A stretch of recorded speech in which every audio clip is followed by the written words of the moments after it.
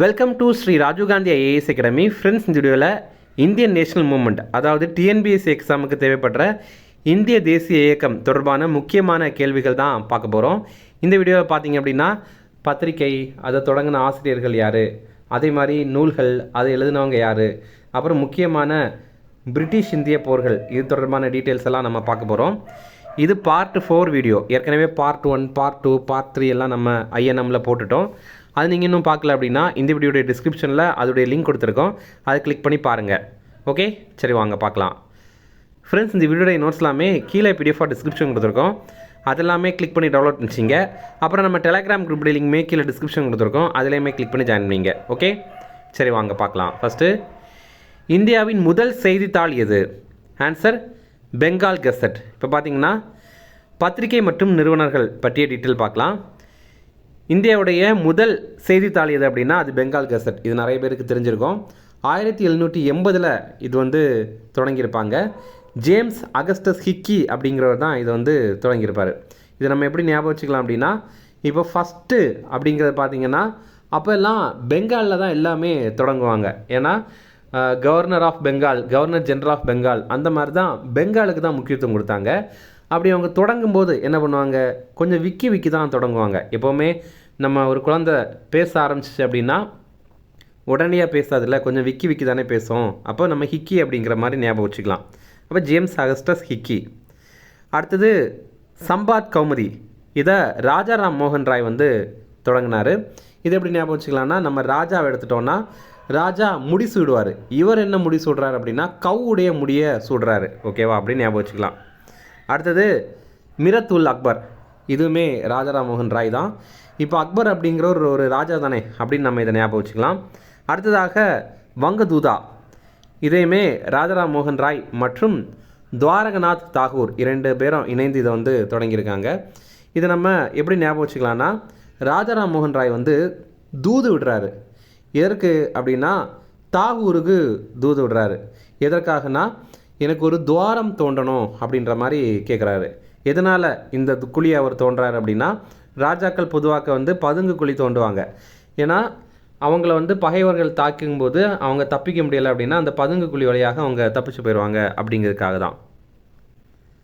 அடுத்தது voice of India, ராஸ்ட் கோஃப்தர். இந்த 2மே தாதாபாய் நௌரோஜி தான் வெளியிட்டிருந்தார். இது எப்படி ஞாபகம் வச்சுக்கலாம்னா, தாதாபாய் நௌரோஜி ஒரு தாதா அப்படின்னு ஞாபகம் வச்சுக்கலாம். தாதாவுக்கு முக்கியம் என்ன, அவருடைய வாய்ஸ் தான். அவர் ரொம்ப கணீர்னு கனமாக பேசினார் அப்படின்னா எல்லாரும் பயப்படுவாங்க. அவர் ரஃப்து கொஃப்து அப்படின்ற மாதிரி வாயில் பேசினாலும் அவர் தாதா அப்படிங்கிறனால பயப்படுவாங்க அப்படின்னு ஞாபகம் வச்சுக்கலாம். ஓகேவா.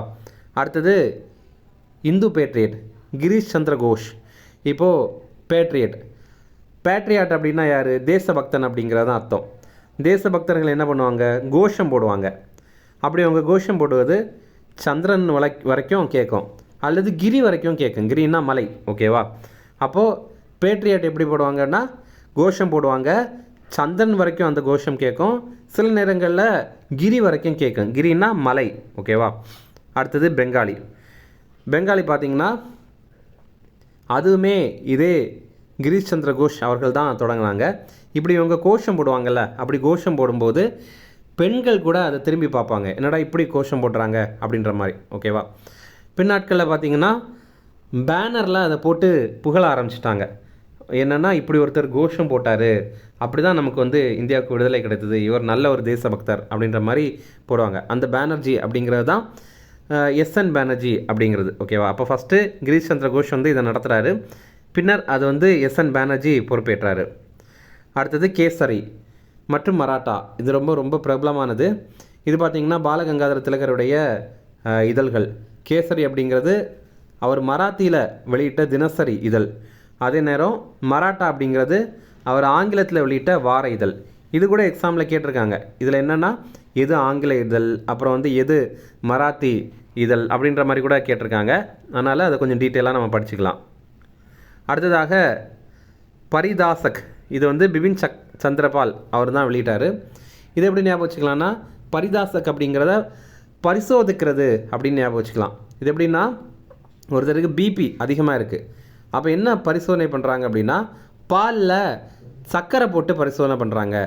சந்திரபாலை சக்கரைப்பால் அப்படின்னு ஞாபகம் வச்சுக்கலாம். சரியா? அப்போது பாலில் சர்க்கரை போட்டு அவருடைய பிபி எப்படி இருக்குது அப்படிங்கிற மாதிரி பரிசோதனை பண்ணி பார்க்குறாங்க. அப்போ அதை குடித்தார் அப்படின்னா பிபி குறையுதா இல்லையா அப்படிங்கிறத பரிசோதனை பண்ணுறாங்க அப்படின்னு ஞாபகம் வச்சுக்கலாம். அடுத்தது யுகாந்தர். இது வந்து பாரிந்தர் குமார் கோஷ் மற்றும் பூபேந்திர தத்தா இவங்க 2 பேரும் சேர்ந்து நடத்துனாங்க. இதில் என்னென்னா, இதில் அரவிந்தோ கோஷ் இருக்கார்ல, அவருடைய தம்பி தான் பாரிந்தர் குமார் கோஷ். அதே மாதிரி நம்ம விவேகானந்தர் இருக்கார்ல, அவருடைய தம்பி தான் பூபேந்திர தத்தா. உண்மையாகவே இவங்க 2 பேரும் அவங்களுடைய தம்பிகள் தான். ஏன்னா நம்ம விவேகானந்தருடைய இயற்பெயரே என்ன அப்படின்னா நரேந்திரநாத் தத்தா அப்படிங்கிறது தான். அப்போது இதில் தத்தா இருக்குது, இவரோட பேரில் கோஷ் இருக்குது. அப்போது இவங்க 2 பேருமே தம்பிகள்னால் எப்படி இருப்பாங்க? ரொம்ப இளமையாக இருப்பாங்க. அப்போ வந்து அவங்க யுகத்துக்கான ஒரு பிரச்சாரத்தை பண்ணுறதுக்காக இந்த நாளிதழை இந்த ஒரு இதில் வந்து அவங்க தொடங்கினாங்க. அப்போ யுகந்தர் அப்படிங்கிறது என்னது? ஒரு புதிய யுகத்துக்கான ஒரு பத்திரிகை. அது நடத்தினது யார் அப்படின்னா 2 பேருடைய தம்பி, அரவிந்தோ கோஷுடைய தம்பியான பாரிந்தர் குமார் கோஷ், அடுத்தது விவேகானந்தர் அதாவது நரேந்திரநாத் தத்தா அவருடைய தம்பியான பூபேந்திர தத்தா, இவங்க 2 பேரும் சேர்ந்து நடத்தினாங்க. ஓகேவா? அடுத்தது பாம்பே குரோனிக்கல். இதை ஃபெரோஸ் ஷா மேத்தா நடத்தினார். இதை எப்படி ஞாபகம் வச்சுக்கலாம்னா, பாம்பேயில் கொரோனா வந்தது அப்படின்னு ஞாபகம் வச்சுக்கலாம். அப்போது கொரோனா வரும்போது எல்லாரும் என்ன பண்ணாங்க? ரொம்ப ஃபெரோஷியஸாக இருந்தாங்க. ஃபெரோஷியஸ்னால் ரொம்ப கோவமாக இருந்தாங்க. என்னடா இந்த லாக்டவுன் என்னைக்கிடா முடியும் அப்படின்ற மாதிரி ரொம்ப கோவமாக இருந்தாங்க. அதே மாதிரி இன்னும் சிலர் வந்து மேதாவி மாதிரி பேசியிருந்தாங்க. என்னென்னா மஞ்சள் தண்ணியில் மஞ்சள் கலந்து உப்பு போட்டு குடித்தா கொரோனா ஓடிடும், அந்த மாதிரி மேதாவி மாதிரி பேசியிருந்தாங்க. அப்படி ஞாபகம் வச்சுக்கலாம். சரியா? அடுத்தது லீடர். இது வந்து மதன் மோகன் மாளவியா தொடங்கின ஒரு பத்திரிகை. இது எப்படி ஞாபகம் வச்சுக்கலாம்னா, இப்போ நம்ம மதன் கௌரியை ஞாபகம் வச்சுக்கலாம். இப்போ நமக்கு இன்றைக்கி நம்ம யூடியூப்பில் இந்த வீடியோ பார்க்குறோம். ஆனால் யூடியூப்பெல்லாம் வந்து ஸ்டார்டிங்கில் பார்த்திங்கன்னா நிறைய யூடியூபர்ஸுக்கு ஒரு லீடராக ஒரு தலைவராக இருந்து நிறைய இன்ஃபர்மேஷனை அவர் முதல்ல கொடுத்தது யாருன்னா மதன் கௌரி தான். அப்போ லீடர்னா மதன் கௌரி. லீடர் அப்படிங்கிற வார்த்தை ஆங்கிலத்தில் இருக்குல்ல, அதனால் இது ஒரு ஆங்கில பத்திரிகை அப்படிங்கிற மாதிரி ஞாபகம் வச்சுங்க. அடுத்ததாக பஷிக்ரித் பாரத். இது வந்து பிஆர் அம்பேத்கர் நடத்தின இதழ். இது எப்படி ஞாபகம் வச்சுக்கலாம்னா, இந்த காந்தி, நேரு இவங்க எல்லாம் இந்தியாவுடைய வளர்ச்சிக்காக போராடிட்டு இருக்கும்போது, அதற்காக யோசிச்சுட்டு இருக்கும்போது இந்த பாரத்தில் இருக்கிற பசிக்கிறவங்களுக்காக யோசித்தது யாருன்னா அது அம்பேத்கர் தான். ஏன்னா அவருமே வந்து ஒரு ஏழ்மையான குடும்பத்திலேருந்து வந்தவர். அதனால் பசிக்கிறது அப்படிங்கிறத பற்றி இவர் தான் திங்க் பண்ணார். அதே மாதிரி மூக் நாயக் அப்படின்னா மக்களின் நாயகன் அப்படிங்கிறது தான் அர்த்தம். அப்போ இந்த மாதிரி அவர் பசித்த மக்களுக்காக போராடினால அவரை மூக் நாயக் அப்படின்னு சொல்லுவாங்க, மக்களின் நாயகன் அப்படின்னு சொல்லுவாங்க அப்படின்னு ஞாபகம் வச்சுக்கலாம். அடுத்ததாக நேஷனல் ஹெரால்டு. இது ஜவஹர்லால் நேரு தொடங்கின இதழ். இப்போ கூட பார்த்திங்கன்னா இந்த நியூஸ் பேப்பர்னால் சோனியா காந்தி மற்றும் ராகுல் காந்திக்கு அது வந்து ஒரு தலைவலியாக இருக்குது. ஏன்னா அதில் வந்து ஊழல் இருக்குது அப்படின்ற மாதிரி அந்த கேஸ் இன்னும் கூட போயிட்டுருக்கு. நீங்கள் நியூஸ் பேப்பரில் அடிக்கடி பார்த்துருப்பீங்க நேஷனல் ஹெரால்டு அப்படிங்கிறது. அப்போது ஜவஹர்லால் நேரு கூட தொடர்புடையவங்க தான் இந்த ராகுல் காந்தி, அப்புறம் வந்து சோனியா காந்தி, இவங்க எல்லாரும். அடுத்தது காம்ரேட். இது வந்து மௌலானா முகமது அலி. இது நம்ம எப்படி ஞாபகம் வச்சுக்கலாம்னா, முகமது அலி அப்படின்னா பாக்ஸர் முகமது அலி இருக்கார்ல, அவரை ஞாபகம் வச்சுக்கலாம். காம்ரேட் அப்படின்னா என்ன? போராளி அப்படிங்கிறது தான் அர்த்தம். போராளி அல்லது போராளி தோழன் அப்படின்ற மாதிரி அர்த்தம். அப்போது நம்ம வந்து முகமது அலி பாக்ஸர் வந்து எப்படி பண்ணுவார்? எப்போவுமே போராடிட்டே இருப்பார் அப்படின்னு ஞாபகம் வச்சுக்கலாம். அடுத்தது அல் ஹிலால் மற்றும் அல் பலாக். இந்த 2யுமே மௌலானா அபுல் கலாம் ஆசாத் தான் வெளியிட்ட பத்திரிகைகள். இப்போது மௌலானா அபுல் கலாம் ஆசாத் இவர் வந்து எப்படி இருப்பார்? ஒரு முஸ்லீம். இவர் வந்து சவுதி அரேபியாவில் மக்காவில் பிறந்தார். இவர் வந்து இறை பக்தியில் ரொம்ப சிறப்பாக இருப்பார். அதனால் எப்போவுமே அல்லாஹ் அப்படிங்கிற மாதிரி அல்லாவுக்கு முக்கியத்துவம் கொடுப்பார். அதை வச்சு நம்ம அல் ஹிலால், அல் பலாக் அப்படின்ற மாதிரி ஞாபகம் வச்சுக்கலாம். அடுத்ததாக யங் இந்தியா, ஹரிஜன் மற்றும் நவஜீவன். இந்த 3மே மகாத்மா காந்தி அவர்களுடையது. இது எப்படி ஞாபகம் வச்சுக்கலாம்னா, மகாத்மா காந்தி என்ன பண்ணுவார்னா இளைஞர்களுக்காக குரல் கொடுக்க ஆரம்பித்தார். நம்ம வந்து இளைஞர்களுக்கு அட்வைஸ் பண்ண ஆரம்பித்தார். அப்படி போகும்போது என்ன அப்படின்னா அவருடைய ஜீவனே போகுது. ஏன்னா என் ஜீவனே போகுது உங்ககிட்ட அட்வைஸ் பண்ணி அப்படின்ற மாதிரி திட்டுவாங்கல்ல, அந்த மாதிரி அவருடைய ஜீவனே போகுது அப்படின்னு ஞாபகம் வச்சுக்கலாம். அப்புறம் ஹரிஜன் பார்த்திங்க அப்படின்னா ஹரிஜன மக்களுக்காக இவர் தொடங்கின ஒரு இதழ். ஹரிஜன மக்கள் அப்படின்னா பட்டியல் இனத்தவர் இருக்காங்கல்ல, ஒடுக்கப்பட்ட மக்கள், அவங்களுக்காக காந்தி வந்து தொடங்கினார். இது ரொம்ப முக்கியமானது தான். ஓகே, இதோட நம்ம வந்து இதழ்களை முடிச்சிட்டோம். அடுத்தது நூல்கள். குலாம்கிரி என்ற நூலின் ஆசிரியர் யார்? ஆன்சர் ஜோதிபா பூலே. ஓகே, இப்போ நம்ம முக்கியமான நூல்கள் அப்புறம் அதோடைய ஆசிரியர்கள் பற்றி பார்க்கலாம். இந்து சுராஜ், இது வந்து மகாத்மா காந்தி வந்து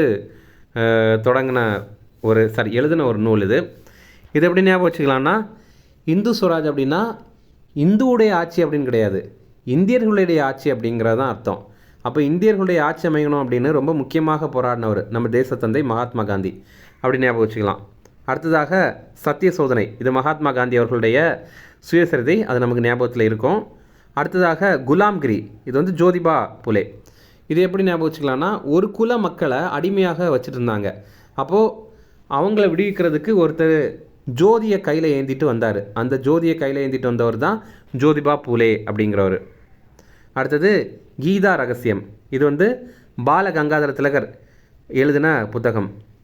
இது எப்படி ஞாபகம் வச்சுக்கலாம்னா, கீதா அப்படிங்கிற ஒரு பொண்ணு, அவங்க வந்து ஒரு ரகசியத்தை சொல்கிறாங்க. யார்கிட்ட சொல்கிறாங்கன்னா, பால கங்காதர்கிட்ட சொல்கிறாங்க. அந்த ரகசியம் சொல்லிவிட்டு அவருடைய தலையில், திலகருடைய தலையில் ஒரு திலகை வந்து வச்சுட்டு போகிறாங்க. திலகுனா என்னது? ஒரு வந்து இந்த ஒரு நெத்தியில் வைப்பாங்கள்ல, அந்த மாதிரி திலகம் வந்து வச்சுட்டு போகிறாங்க அப்படின்னு நம்ம ஞாபகம் வச்சுக்கலாம். அடுத்ததாக இந்தியாவை கண்டறிதல், டிஸ்கவரி ஆஃப் இந்தியா, இது வந்து ஜவஹர்லால் நேருடைய ரொம்ப பிரபலமான புத்தகம். அடுத்ததாக கிளிம்சஸ் ஆஃப் வேர்ல்டு ஹிஸ்ட்ரி, உலக வரலாற்றின் சுருக்கமான பார்வைகள், இந்த இரண்டுமே ஜவஹர்லால் நேருடைய ரொம்ப பிரபலமான நூல்கள். இது நீங்கள் நிறைய முறை பார்த்துருப்பீங்க, அதனால் இது உங்களுக்கு ஞாபகத்தில் இருக்கும்னு நான் நம்புகிறேன். அடுத்ததாக what Congress and Gandhi have done to the untouchables, இது பார்த்திங்கன்னா அம்பேத்கர் எழுதின புத்தகம். அதாவது இது நம்ம எப்படி ஞாபகம் வச்சுக்கலாம்னா, அம்பேத்கர் எப்போவுமே ஒடுக்கப்பட்ட மக்களுக்காக, தீண்டாமையில் பாதிக்கப்பட்ட மக்களுக்காக குரல் கொடுப்பார். ஆனால் காந்தியும் காங்கிரஸும் அதை பற்றி அவங்க பெருசாக ஃபோக்கஸ் பண்ணல. அவங்க விடுதலை அப்படிங்கிற மாதிரி விடுதலைக்காக போராடிட்டு இருந்தாங்க. அப்போ காந்தி என்ன கேட்குறாரு அப்படின்னா, காங்கிரஸும் காந்தியும் அன்டச்சபிளுக்காக என்ன பண்ணீங்க அப்படின்ற மாதிரி அவர் கொஸ்டினாக கேட்குறாரு. அது ஒரு புக்காகவே எழுதிட்டாரு அப்படின்னு நம்ம ஞாபகம் வச்சுக்கலாம். அடுத்தது இந்தியா வின்ஸ் ஃப்ரீடம், இது வந்து மௌலானா அபுல் கலாம் ஆசாத் அவருடைய ஆட்டோபயோகிராஃபி, அவருடைய சுயசரிதை நூல் தான் இது. இது எப்படி ஞாபகம் வச்சுக்கலாம்னா, இப்போது நம்ம இந்தியாவுடைய முதல் கல்வி அமைச்சர் இவர் தான். இந்தியாவுக்கு விடுதலை கிடைத்தது, அப்புறம் கல்வி அமைச்சராகவும் ஆகிட்டார். அப்போ அவர் வந்து என்ன யோசிக்கிறாருன்னா, ஃபஸ்ட்டு ஸ்டூடெண்ட்ஸ்கிட்ட வந்து நம்ம படிக்கிறதுக்கு என்ன புக்கு கொடுக்கலாம் அப்படின்னு நினைக்கும்போது அவர் என்ன நினைக்கிறாருன்னா, நம்ம இந்தியா வந்து எப்படி ஃப்ரீடமை ஜெயித்தோம் அப்படிங்கிற மாதிரி அதையே புத்தகமாக கொடுத்துடலாம், இந்தியா வின்ஸ் ஃப்ரீடம் அப்படிங்கிற புத்தகத்தை வந்து கொடுத்துடலாம் அப்படின்ற மாதிரி நினைக்கிறாரு. ஓகேவா? அடுத்ததாக அன்ஹாப்பி இந்தியா, இதை வந்து லாலா லஜபதி ராய் வந்து எழுதினார். இதை எப்படி ஞாபகம் வச்சுக்கலாம்னா, லாலா லஜபதி ராய் வந்து ரொம்ப சோகமாக பாட்டு பாடிட்டுருக்காரு. லா லா லா லா லா லா லா லா அப்படின்னு ரொம்ப சோகமாக பாடிட்டுருக்காரு. ஏன் அப்படின்னு பார்த்தீங்கன்னா, இந்தியாவே ரொம்ப அன்ஹாப்பியாக இருக்குது அப்படின்னு சொல்லிட்டு ரொம்ப சோகமாக பாட்டு பாடிட்டுருக்காரு அப்படின்னு ஞாபகம் வச்சுக்கலாம். அடுத்தது இந்தியா டிவைடட், இது வந்து டாக்டர் ராஜேந்திர பிரசாத் எழுதின நூல். இது எப்படி ஞாபகம் வச்சுக்கலாம்னா, இந்தியாவுடைய முதல் குடியரசுத் தலைவர் டாக்டர் ராஜேந்திர பிரசாத், அவர் குடியரசுத் தலைவர் ஆன உடனே என்ன பண்ணுறாருன்னா, இந்தியாவை ரெண்டாக பிரிக்கிறாரு, இந்தியா பாகிஸ்தான் அப்படின்னு ரெண்டாக பிரிக்கிறாரு அப்படின்னு ஞாபகம் வச்சுக்கலாம். இதெல்லாம் ஜஸ்ட்டு ஷார்ட்கட்டுக்கு மட்டும் தான் சொல்கிறேன், யாரும் சீரியஸாக எடுத்துக்காங்க. அடுத்தது பெங்காலி, எ நேஷன் இன் மேக்கிங், இது வந்து சுரேந்திரநாத் பானர்ஜி வந்து எழுதின புத்தகம். இது எப்படி ஞாபகம் வச்சுக்கலாம்னா, இப்போது ஒரு கல்யாண வீட்டில் பார்த்திங்கன்னா ஒரு பேனர் அடிக்கிறாங்க அப்படின்னா முக்கியமாக பங்காளிகளை யாரையுமே விட்டுறக்கூடாது, அப்புறம் தான் அது வந்து பெரிய பிரச்சனையாக வந்துடும். அந்த மாதிரி ஒருத்தர் என்ன பண்ணுறாருன்னா பேனர் மேக் பண்ணிகிட்ருக்காரு. அப்படி அவர் பேனரை மேக்கிங்கில் பண்ணும்போது பங்காளிகளை எல்லாரையும் விடாமல் கரெக்டாக எழுதுறாரு அப்படின்ற மாதிரி ஞாபகம் வச்சுக்கலாம். அப்போ அந்த பானர்ஜி தான் சுரேந்திரநாத் பானர்ஜி. இது இப்போ நமக்கு வந்து உமேஷ் சந்திர பானர்ஜி, எஸ்என் பானர்ஜி, அப்புறம் சுரேந்திரநாத் பானர்ஜி அப்படின்னு நிறைய பானர்ஜிகள் இருக்காங்கல்ல, அதனால் நம்ம கன்ஃபியூஸ் ஆகிறோம்ல. அப்படி அவனால் நம்ம எப்படி ஞாபகம் வச்சுக்கலாம்னா, சுரேந்திரநாத் பானர்ஜியை ஷுவர் அப்படின்ற மாதிரி நினச்சிக்கலாம். எப்படின்னா ஷுவராக கண்டிப்பாக பங்காளியுடைய ஃபோட்டோவில் இருக்கும் அப்படின்ற மாதிரி ஞாபகம் வச்சுக்கலாம். அடுத்தது இந்திய சுதந்திர போர், இதை வந்து வீர் சவார்கர் வந்து எழுதியிருக்காரு. இதை எப்படி ஞாபகம் வச்சுக்கலாம்னா, இப்போ இந்தியாவுக்கு சுதந்திரத்திற்காக ஒருத்தங்க போர் பண்ணுறாங்க அப்படின்னா அந்த போருக்கு வீரம் தான் வேணும், அப்போ வீர் சவார்கர் அப்படின்னு ஞாபகம் வச்சுக்கலாம். அடுத்ததாக இந்தியா ஃபார் இந்தியன்ஸ், இது வந்து சித்தரஞ்சன் தாஸ் வந்து எழுதியிருக்காரு.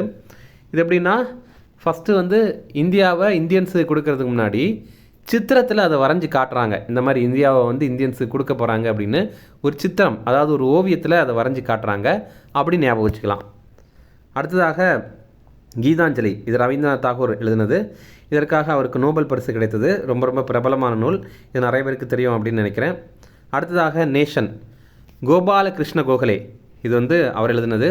இது எப்படி ஞாபகம் வச்சுக்கலான்னா, இப்போ கிருஷ்ணர் அதுவும் வந்து பாலகனாக இருக்கிற கிருஷ்ணர், ஒரு குழந்தையாக இருக்கிற கிருஷ்ணர் ஞாபகம் வச்சுக்கலாம். அப்போ அவர்கிட்டயே நம்ம நேஷனை கொடுக்கலாம், நம்ம இந்தியாவை கொடுக்கலாம். ஏன்னா அவர் குழந்தையாக இருந்தாலும் இந்தியாவை ரொம்ப கவனமாக பாதுகாத்துப்பார் அப்படின்னு ஞாபகம் வச்சுக்கலாம். அடுத்ததாக இந்தியன் மிரர், இதுவுமே கோபாலகிருஷ்ண கோகலே தான். இப்போது பாலகனாக இருக்கிற கிருஷ்ணர் என்ன பண்ணுவார், ஒரு இடத்துல இருக்க மாட்டார், எல்லா இடத்துலையுமே சுற்றி விளையாடிட்டு இருப்பார். அந்த மாதிரி இருக்கும்போது அவர் ஒரு மிரர், அதாவது ஒரு கண்ணாடியை கீழே தள்ளி உடைச்சிட்டார் அப்படின்னு ஞாபகம் வச்சுக்கலாம். அப்படி நம்ம சின்ன வயசில் இருக்கும்போது கூட ஏதாவது பாட்டிலை கீழே போட்டு உடைப்போம், அதே மாதிரி கண்ணாடியை கீழே போட்டு உடைப்போம், அந்த மாதிரிப்பட்ட விஷயங்கள்லாம் நம்ம படிக்கிட்டு இருப்போம்ல. அந்த மாதிரி இந்த பாலகனான கிருஷ்ணனும் அந்த மாதிரி பண்ணுறாரு. அவர் அப்படி போட்டு உடைச்ச மிரர் என்ன அப்படின்னா இந்தியன் மிரரையே அவர் வந்து போட்டு உடைச்சிட்டாரு அப்படின்னு ஞாபகம் வச்சுக்கலாம். அடுத்ததாக நீல் தர்பன், இது வந்து தீனபந்து மித்ரா. இது எப்படி ஞாபகம் வச்சுக்கலாம்னா, நம்ம வந்து பந்து விளையாடும்போது, அதாவது கிரிக்கெட்டு தான் பந்து விளையாடுது அப்படிங்கிற மாதிரி சொல்கிறேன், நம்ம மித்திரர்களுடைய, அதாவது நம்ம நண்பர்களோட நம்ம பந்து விளையாடிட்டுருக்கோம். அப்போ நம்ம கிரிக்கெட் எங்கே விளையாடுவோம், ரொம்ப வெயிலான பகுதியில் தான் விளையாடுவோம். அப்போ நம்ம என்ன பண்ணணும், தலையில் டர்பன் போடணும், ஓகேவா. அந்த டர்பன் வந்து நீல கலரில் இருக்கும் அப்படின்னு ஞாபகம் வச்சுக்கலாம். அடுத்ததாக கர்மயோகி சுவாமி விவேகானந்தர். இப்போ சுவாமி விவேகானந்தர்லாம் பார்த்தீங்க அப்படின்னா ரொம்ப கர்மயோகியாக இருப்பார். கர்மயோகி அப்படின்னா வேலையில் ரொம்ப உறுதியாக இருக்கிறது. அவர்லாம் பார்த்தீங்கன்னா திருமணம் பண்ணலை, ஒரு சுவாமியாராக வாழ்ந்தார், ரொம்ப கட்டுப்பாடாக இருந்தார் அப்படின்ற மாதிரி ஞாபகம் வச்சுக்கலாம். சரியா. அடுத்ததாக இந்தியன் அண்ட்ரஸ்ட், இது வந்து வேலண்டைன் சிரோல் அவர்கள் எழுதினார். இது எப்படி ஞாபகம் வச்சுக்கலாம்னா, வேலண்டைன்ஸ் டேவை ஞாபகம் வச்சுக்கலாம். நம்ம லவ்வர்ஸ் டே இருக்குல்ல, அன்றைக்கி இந்தியா எப்படி இருக்கும், ரொம்ப அன்ரெஸ்ட்டாக இருக்கும். ஒரு ரெஸ்டெல்லாம் எடுக்க மாட்டாங்க, எல்லாருமே இங்கே அங்கே அப்படின்ற மாதிரி சுற்றி பார்த்துட்டே இருப்பாங்க. அடுத்ததாக வந்தே மாதரம், இதை வந்து அரவிந்தர் கோஷ் வந்து எழுதினார். இதில் பாருங்கள், நம்ம ஒரு சில விஷயங்கள் சேர்த்தே பார்க்கலாம். அப்புறம் யுகந்தர், சாவித்ரி, இந்த இரண்டுமே அரவிந்தர் கோஷ் தான் எழுதினார். அப்புறம் ஆனந்த மடம், இதை வந்து பங்கிம் சந்திர சட்டர்ஜி வந்து எழுதினார். இதில் பாருங்கள், ஃபஸ்ட்டு வந்து நம்ம இந்தியாவுடைய தேசிய பாடலான வந்தே மாதரம், அந்த பாடலை எழுதினது யாருன்னா அது பங்கிம் சந்திர சட்டர்ஜி. அதை அவர் வந்து ஆனந்த மடம் அப்படிங்கிற நூலில் எழுதி வெளியிட்டார். அப்போ அது வேறு. ரெண்டாவது, வந்தே மாதரம் அப்படிங்கிற நூலை எழுதினது யார் அப்படின்னா அது அரவிந்தர் கோஷ், அரவிந்தோ கோஷ் அப்படின்னு சொல்லுவாங்க, அரவிந்தர் கோஷ். அதே நேரம் யுகாந்தர், சாவித்ரி, இந்த மாதிரிப்பட்ட நூலை எழுதினதுமே அரவிந்தர் கோஷ் தான். அரவிந்தோ கோஷ் அப்படின்ற மாதிரி நம்ம படிச்சிருப்போம். இவருக்கு இன்னொரு பேர் இருக்குது, அது என்னென்னா ஸ்ரீ அரவிந்தர். அது ஏன் அப்படின்னு பாருங்கள். முதல்ல அரவிந்தோ கோஷ் என்ன பண்ணுறாருன்னா, ரொம்ப தீவிர தேசியவாதிகளில் முக்கியமான ஒரு தலைவராக இருந்தார். அதுக்கு அடுத்தது அவருடைய சில செயல்பாடுகள், ஆபத்தான செயல்பாடுகள் மாட்டிக்கிச்சு. அப்புறம் அவரை சார்ந்தவர்களை தூக்கில் போட்டு கொண்டுட்டாங்க. அதுக்கப்புறம் அவர் என்ன பண்ணுறாருன்னா, இதுக்கு மேலே நம்ம இந்த வன்முறை வேண்டாம் அப்படின்னு பாண்டிச்சேரியில் போய் ஆரவில் அப்படிங்கிற ஒரு பகுதியை ஆரம்பிச்சுட்டு அவர் வந்து அமைதியாக வாழ ஆரம்பிச்சிட்டார். அப்போ இதை வச்சு நம்ம லிங்க் பண்ணிக்கலாம். ஃபஸ்ட்டு பார்த்திங்கன்னா வந்தே மாதரம் வந்தே மாதரம் அப்படின்னு யாரெல்லாம் வராங்களோ அவங்களெல்லாம் பிடிச்சி தீவிர தேசியவாதிகளாக மாற்றிட்டு இருந்தார். அதுக்கு அடுத்தது என்னாச்சு அப்படின்னா, அந்த மாதிரி இளைஞர்கள், அதாவது யுகந்தர் அப்படின்னா அடுத்த ஒரு யுகத்தை அந்த மாதிரி அவர் பண்ணியிருந்தார். ஆனால் அதுக்கப்புறம் தான் யோசிக்கிறாரு, இதெல்லாம் நமக்கு தேவையில்லை, நம்மளை நம்பி வர நிறைய பேர் அதாவது செத்துட்ருக்காங்க, சாவித்திரி அப்படின்னா நம்ம செத்துட்ருக்காங்க அப்படின்ற மாதிரி ஞாபகம் வச்சுக்கலாம். அதுக்கப்புறம் நம்ம வந்து அமைதியாக போயிடுவோம் அப்படின்னு அவர் முடிவு பண்ணிட்டு இருந்தார். ஓகேவா. அடுத்ததாக தரானே ஹிந்து. அப்போது ஒருத்தர் தரானே அப்படின்னானே ஒருத்தர் தாராரு. என்ன தாராரு அப்படின்னா பால் தான் தாராரு. ஓகேவா, அப்படி நம்ம ஞாபகம் வச்சுக்கலாம். முகமது இக்பால். அடுத்ததாக காமன்வெல்த் மற்றும் நியூ இந்தியா, இந்த ரெண்டுமே ஆனி பெசன்ட் அம்மையாருடைய ரொம்ப பிரபலமான நூல்கள். அடுத்ததாக ஆக்சுவலி இந்த காமன்வெல்த்தும் நியூ இந்தியாவும் ஆனி பெசன்ட் அம்மையாருடைய இதழ்கள் தான், இதில் மாறி வந்துடுச்சு, நீங்கள் ஞாபகமாக படிச்சிங்க. அப்புறம் பார்த்தீங்கன்னா இந்தியன் ஸ்ட்ரகிள், இது பார்த்திங்கன்னா சுபாஷ் சந்திரபோஸ் அவர்கள் எழுதின நூல். இது பார்த்திங்கன்னா எப்படி ஞாபகம் வச்சுக்கலான்னா, நம்ம இந்தியாவுக்காக ஸ்ட்ரகிள் ஆகிட்டே இருந்த ஒருத்தர், போராடிட்டே இருந்தவர் யார் அப்படின்னா அது சுபாஷ் சந்திரபோஸ் தான். கடைசியில் ஒரு விமான விபத்தில் தான் மரணம் அடைஞ்சிட்டார். அந்த மாதிரி அவருடைய வாழ்க்கை முழுவதுமே போராட்டமாக தான் இருந்தது. அதுக்கப்புறம் காங்கிரஸின் வரலாறு, இது வந்து பட்டாபி சீதாராமையா அவர்கள் எழுதின நூல். இது எப்படி நம்ம ஞாபகம் வச்சுக்கலான்னா, காங்கிரஸ், அதாவது இந்திய தேசிய காங்கிரஸ் இருக்குல்ல, அதில் முக்கியமான ஒரு ஈவெண்ட் என்னென்னா 1939 திரிபுரி மாநாட்டில் பட்டாபி சீதாராமையாவை எதிர்த்து இவர் சுபாஷ் சந்திர போஸ் வந்து வெற்றி பெறாரு. ஆனால் அது காந்திக்கு பிடிக்காதனால சுபாஷ் சந்திர போஸ் வந்து தன்னுடைய பதவியை ராஜினாமா பண்ணிட்டு போகிறாரு. இந்த மாதிரி காங்கிரஸுடைய வரலாற்றில் ரொம்ப முக்கியமான ஒரு நபராக பட்டாபி சீதாராமையா தான் இருந்தார் அப்படின்னு ஞாபகம் வச்சுக்கலாம். அடுத்ததாக இயேசுவின் போதனைகள் மற்றும் எ கிஃப்ட் ஆஃப் மோனோதீஸ்ட், அதாவது கடவுள் கொள்கையுடையவர்களுக்கு ஒரு பரிசு அப்படிங்கிறது. இது பார்த்திங்கன்னா ராஜாராம் மோகன் ராய் எழுதின நூல். இது எப்படி நம்ம ஞாபகம் வச்சுக்கலாம்னா, இப்போது பொதுவாக ராஜாக்கள்லாம் என்ன பண்ணுவாங்க, கடவுள் பக்தி அதிகமாக இருப்பாங்க, யாகமெல்லாம் நிறைய நடத்துவாங்க. ஆனால் இந்த ராஜா என்ன பண்ணுறாருன்னா கிறிஸ்தவ மதத்திற்கு கொஞ்சம் முக்கியத்துவம் கொடுக்குறாரு. அப்போது இயேசுவின் போதனைகளுக்கு முக்கியத்துவம் கொடுக்குறாரு, அதே மாதிரி கடவுளுடைய கொள்கையுடையவர்களுக்கு ஒரு பரிசையும் கொடுக்குறாரு அப்படின்னு ஞாபகம் வச்சுக்கலாம். அடுத்தது the spirit of Islam, Syed Ameer Ali அவர்கள் எழுதியிருக்காரு. இது எப்படி ஞாபகம் வச்சுக்கலாம்னா, இப்போ நம்ம அமீர்னா அமீர் கானை ஞாபகம் வச்சுக்கலாம். அமீர் கான் வந்து இஸ்லாமிய மதத்தை சேர்ந்தவர். அப்புறம் பார்த்திங்கன்னா அவர் இஸ்லாமுடைய ஸ்பிரிட்டுக்கு ரொம்ப முக்கியத்துவம் கொடுத்தாரு அப்படின்னு ஞாபகம் வச்சுக்கலாம். அடுத்ததாக சத்யார்த்த பிரகாஷ், இது வந்து சுவாமி தயானந்த சரஸ்வதி. இது எப்படி ஞாபகம் வச்சுக்கலாம்னா, சரஸ்வதி சுவாமி சரஸ்வதி இருக்காங்கல்ல, அவங்க வந்து சத்தியம் பேசுகிறவங்களுக்கு படிப்பு நல்லா கொடுப்பாங்க. ஏன்னா சரஸ்வதி அப்படிங்கிறவங்க கல்விக்கான கடவுள். அப்போ அவங்க சத்தியம் பேசுகிறவங்களுக்கு நல்லா படிப்பு கொடுப்பாங்க அப்படின்னு ஞாபகம் வச்சுக்கலாம். அவங்களுடைய படிப்பு வந்து ரொம்ப பிரகாசமாக இருக்கும் அப்படின்னு ஞாபகம் வச்சுக்கலாம். அடுத்ததாக சோம் பிரகாஷ், ஈஸ்வர சந்திர வித்யாசாகர். இது எப்படி ஞாபகம் வச்சுக்கலாம்னா, சோம் அப்படின்னா சோம்பேறி அப்படின்ற மாதிரி ஞாபகம் வச்சுக்கலாம். அதுக்கப்புறம் என்ன பண்ணுறாங்க, ஒருத்தர் ரொம்ப சோம்பேறியாக இருக்கிறாரு. அப்புறம் எல்லாருமே ஈஸ்வரா என்னடா இவர் சோம்பேறியாகவே இருக்கிறாரே அப்படின்ற மாதிரி கேட்குறாங்க. அதுக்கப்புறம் இவர் வந்து என்ன பண்ணுறாரு, வித்யாசாகர் பாட்டு கேட்குறாரு. இந்த பழைய வித்யாசாகர் பாட்டு நீங்கள் கேட்டிருப்பீங்க சிலர். அந்த வித்யாசாகர் பாட்டு கேட்டதுக்கப்புறம் அவர் ரொம்ப பிரகாசமாக மாறிடுறாரு அப்படின்னு ஞாபகம் வச்சுக்கலாம். அடுத்ததாக இண்டிபெண்டன்ட், இது வந்து மோதிலால் நேரு அவர்கள் எழுதின நூல். இது நேருடைய தந்தை, அவர் தான் இந்த மோதிலால் நேரு. அப்போது நேரு என்ன பண்ணுறாரு, ஜவஹர்லால் நேரு தான் என்ன சொல்கிறாரு, 1930 ஜனவரி 26 நம்ம இண்டிபெண்டன்ட் டேயாக கொண்டாடணும் அப்படின்ற மாதிரி சொன்னார்ல. அப்போ அவருடைய தந்தை என்ன பண்ணுறாருன்னா, அதுக்கேற்ற மாதிரி இண்டிபெண்டன்ட் அப்படின்னு ஒரு புக்கே எழுதிடுறாரு. நீ இண்டிபெண்டன்ட் டே தான் கொண்டாட சொல்கிற, நான் இண்டிபெண்டன்ட் புக்கே எழுதிட்டேன் அப்படின்ற மாதிரி அவர் சொல்கிறாரு. அடுத்ததாக லாஸ்ட்டாக வறுமையும் இந்தியாவில் பிரிட்டிஷ் தன்மையற்ற ஆட்சியும் அப்படிங்கிற நூல். இதை வந்து தாதாபாய் நௌரோஜி தான் எழுதினார். இது ரொம்ப பிரபலமானது, இது உங்களுக்கே நல்லா தெரிஞ்சிருக்குமானது. ஓகேவா. அடுத்தது இந்திய கல்வி குறித்த குறிப்புகள் எழுதியவர் யார்? Answer Macaulay, Lord Macaulay. இவர் பார்த்தீங்கன்னா மினிட் ஆன் இந்தியன் எஜுகேஷன் அப்படிங்கிற இந்திய கல்வி குறித்த ஒரு குறிப்புகளை வந்து எழுதினார். 1835 இதை அவர் வெளியிட்டார். அடுத்தது முதலாம் பிளாசி போர் எப்போது நடைபெற்றது? Answer 1757 June 23. இப்போ பார்த்தீங்கன்னா நம்ம பிரிட்டிஷ் இந்தியா டைமில் நடைபெற்ற முக்கியமான போர்கள் பற்றி பார்க்கலாம். ஃபஸ்ட்டு முதலாம் பிளாசி போர். இது பார்த்திங்கன்னா சிராஜுத் தௌலா மற்றும் கிழக்கிந்திய கம்பெனி இடையில் நடைபெற்றது. அதாவது பிரிட்டிஷ் கிழக்கிந்திய கம்பெனி இடையில் நடைபெற்றது. இப்போ நமக்கு ஐஎன்எம்மில் ரொம்ப ரொம்ப டிஃபிகல்ட் பார்ட்டே இந்த பாட்டு தான், போர்கள் தான். அதனால தான் நம்ம இதை கடைசியில் கொடுத்துருக்கோம். இதோட இந்த பார்ட் 4ஓட மொத்தமாக ஐஎன்எம் வந்து முடியுது. நீங்கள் இதில் முடிஞ்ச அளவுக்கு ஞாபகம் வச்சுக்கிங்க. ஓகே. ஃபஸ்ட்டு பிளாசி போர்.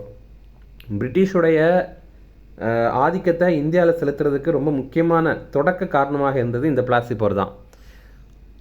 1757 ஜூன் 23 இந்த போர் வந்து தொடங்குச்சு.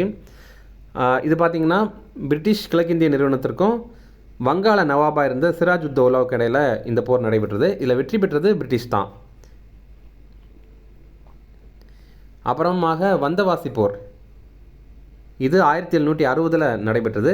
பிரிட்டிஷுக்கும் ஃப்ரெஞ்சு படைக்கு இடையில் நடைபெற்றது. இதில் வெற்றி பெற்றது பிரிட்டிஷ். அடுத்ததாக பக்சார் போர். எப்படி பிளாசி போர் ரொம்ப முக்கியமானதோ அதே மாதிரி பக்சார் போரும் ரொம்ப முக்கியமானது. பொதுவாக எக்ஸாமில் அதிகமாக கேட்குற போர்கள் என்ன அப்படின்னா இந்த பிளாசி போர்களும் பக்சார் போரும் தான்.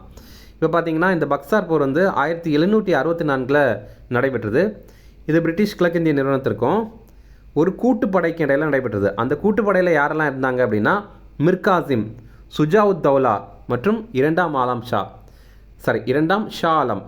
இந்த மாதிரி 3 பேர் இருந்தாங்க. ஓகேவா. இப்போ பாருங்கள், இதில் 3 பேர் மீர்காசிம், சுஜாவுத் தௌலா மற்றும் இரண்டாம் ஷா ஆலம் இவங்களுடைய கூட்டுப்படை இணைந்து பிரிட்டிஷை வந்து எதிர்கொண்டாங்க. ஆனாலும் அதில் வெற்றி பெற்றதும் பிரிட்டிஷ் தான். இந்த பக்சார் போருடைய முடிவாக தான் அலகாபாத் உடன்படிக்கை கையொப்பமானது. அந்த போருடைய அடுத்த வருஷமே 1765 தான் கையொப்பமானது. அடுத்ததாக ஆங்கிலேய மைசூர் போர்கள், இதுவுமே ரொம்ப முக்கியமானது தான். இதில் பார்த்திங்கன்னா ஹைதர் அலி, திப்பு சுல்தான் இவங்களுக்கும் பிரிட்டிஷ்களெல்லாம் நடைபெறும். ஓகே, ஃபஸ்ட்டு பார்த்திங்கன்னா முதலாம் ஆங்கிலேய மைசூர் போர், இது வந்து 1767 69 வரைக்கும் நடைபெற்றது. இதில் பிரிட்டிஷுக்கும் மைசூருக்கு இடையில தான் நடைபெற்றது. இதில் மைசூரில் ஹைதர் அலி வந்து போராடினார் பிரிட்டிஷ் கூட. இதில் ஹைதர் அலி தான் வெற்றி பெற்றார், மைசூர் தான் வெற்றி பெற்றது. இதனுடைய முடிவில் வந்து மெட்ராஸ் உடன்படிக்கை கையொப்பமானது. இதில் எந்த உடன்படிக்கை அப்படிங்கிறது கூட முக்கியமானது தான். இரண்டாவது ஆங்கிலேய மைசூர் போர், இது பார்த்திங்கன்னா 1780 84 வரைக்கும் நடைபெற்றது. இதில் பிரிட்டிஷுக்கும் மைசூருக்கு இடையில தான் போர் நடைபெற்றது. இதில் பாதியிலேயே ஹைதர் அலி வந்து இறந்துருவார். ஹைதர் அலியுடைய மகனான திப்பு சுல்தான் தான் மீதி போரை நடத்துவார். ஆனால் இந்த போர் பார்த்திங்கன்னா ட்ராவில் தான் முடிஞ்சிச்சு, அதாவது சமனில் முடிஞ்சிட்டு, யாருமே வெற்றி பெறதும் இல்லை, யாருமே தோல்வி அடையவும் இல்லை. இதில் மங்களூர் உடன்படிக்கை வந்து கையொப்பமானது. மூன்றாவதாக மூன்றாம் ஆங்கிலேய மைசூர் போர், இது வந்து 1790 92 வரைக்கும் நடைபெற்றது. இதில் பார்த்திங்கன்னா பிரிட்டிஷுக்கும் திப்பு சுல்தானுக்கு இடையில் நடைபெற்றது. இதில் வெற்றி பெற்றது பிரிட்டிஷ் தான். ஸ்ரீரங்கம் உடன்படிக்கை வந்து கையொப்பமானது. லாஸ்ட்டாக நான்காவது ஆங்கிலேய மைசூர் போர், இது வந்து 1798 முதல் 99 வரைக்கும் நடைபெற்றது. பிரிட்டிஷுக்கும் திப்பு சுல்தானுக்கு இடையில் நடைபெற்றது. இதுலேயும் பிரிட்டிஷ் தான் வெற்றி பெற்றாங்க. கடைசியில் திப்பு சுல்தான் வந்து கொல்லப்பட்டார். அடுத்ததாக ஆங்கிலேய மராட்டிய போர்கள் பார்க்கலாம். முதலாம் ஆங்கிலேய மராட்டிய போர், இது வந்து 1775 1782 வரைக்கும் நடைபெற்றது. இது வந்து பிரிட்டிஷுக்கும் மராட்டிய கூட்டமைப்புக்கு இடையில நடைபெற்றது. முதல் போர் வந்து சம்மனில் முடிந்தது. இரண்டாவது இதில் பார்த்திங்கன்னா எந்த உடன்படிக்கை கையொப்பமாச்சு அப்படின்னா சல்பாய் உடன்படிக்கை. ஒரு சில எக்ஸாமில் கேட்டிருக்காங்க, என்னென்னா சல்பாய் உடன்படிக்கை அப்படிங்கிறது எந்த போரின் முடிவாக கையொப்பமானது அப்படிங்கிறது. ஆன்சர் வந்து முதலாம் ஆங்கிலேய மராட்டிய போர். ஓகேவா, இது வந்து சல்பாய் அப்படிங்கிறது மத்திய பிரதேசத்தில் ஒரு பகுதி. அடுத்ததாக இரண்டாம் ஆங்கிலேய மராட்டிய போர், இது வந்து 1803 ஆண்டிலிருந்து 1805 வரைக்கும் நடைபெற்றது. இதில் வெற்றி பெற்றது, இது வந்து பிரிட்டிஷுக்கும் மராட்டிய கூட்டமைப்புக்கு இடையில தான் நடைபெற்றது.